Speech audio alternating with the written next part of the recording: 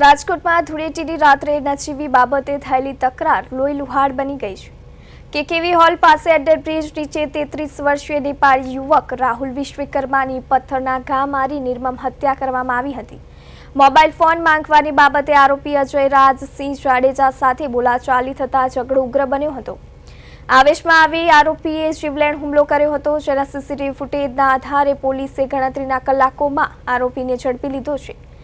માલવીયાનગર પોલીસે હત્યાનો ગુનો નોંધી વધુ તપાસ હાથ ધરી છે।